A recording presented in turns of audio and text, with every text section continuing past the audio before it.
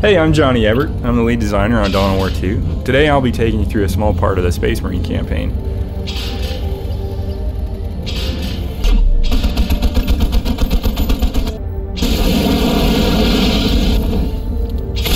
So the first thing you're going to notice about DoW2 is that cover plays a huge role now. You need to use the terrain to protect your troops from enemy fire. All the bushes, rocks, and fallen trees you see are objects that your squads can use for cover.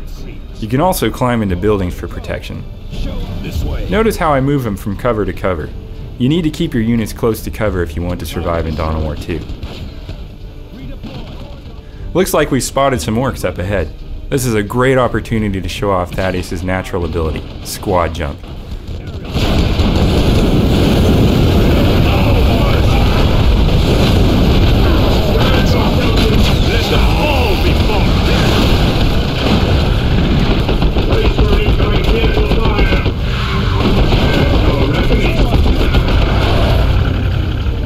Luckily for Thaddeus, squad leaders don't die in DoW2. They're simply incapacitated when they reach 0 health.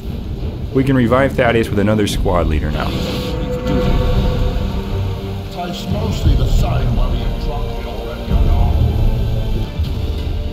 We've talked a lot about how each of our squads has a unique role. So right now, I'm going to show you how you can use some of these roles together in a really cool way. Thaddeus is going to jump into the middle of the orcs to knock them flat for a few seconds while Avitus climbs in that building they left unguarded. Then we're going to bring Cyrus and the Force Commander around from the left to finish them off. Acknowledged.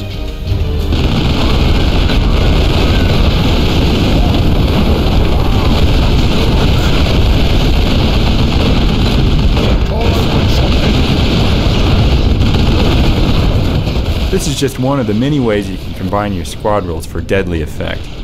We can't wait to see what other players come up with. Up ahead you see a shrine to the Emperor. If we capture it, we'll increase morale across the sector and stabilize the planet. But capturing this shrine is going to be difficult. The orcs know the value of the shrine just like we do, and they keep it under heavy guard. We're taking a real risk going after this shrine, but we think the benefits are worth it.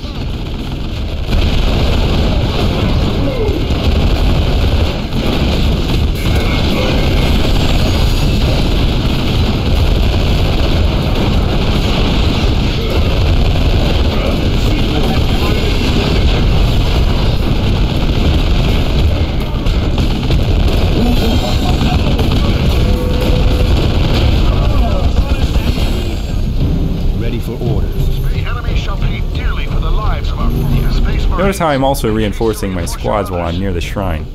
That's yet another benefit to capturing territory in DoW2. Take your position, brother.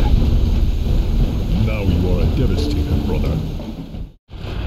Accessories are something you gain over the course of the campaign. Some of them are also extremely rare, but we compensate for this by trying to make them as over the top as possible. The orbital bombardment beacon is a perfect example of this.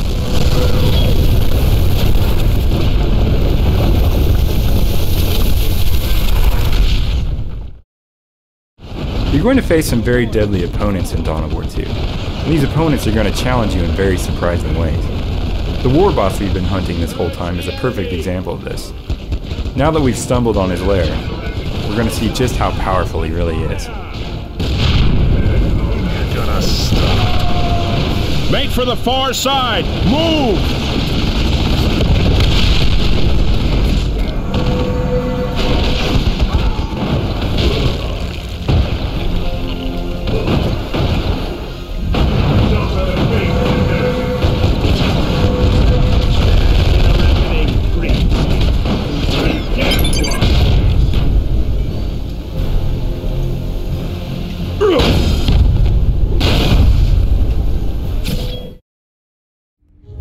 You'll notice that we picked up a few new pieces of war gear in our last mission. Some of these new war gear items will be upgrades to pieces we already have, but some will be new types of war gear. You'll also notice that some of our squads leveled up. Each time a squad levels, you'll be given an attribute point to spend. You'll also be able to unlock new abilities when you invest in an attribute. Our Force Commander has been specializing in health so far, and he's 1 point away from unlocking the taunt ability. Avitus has been specializing in ranged combat. and it looks like he's 1 point away from unlocking the focus fire ability.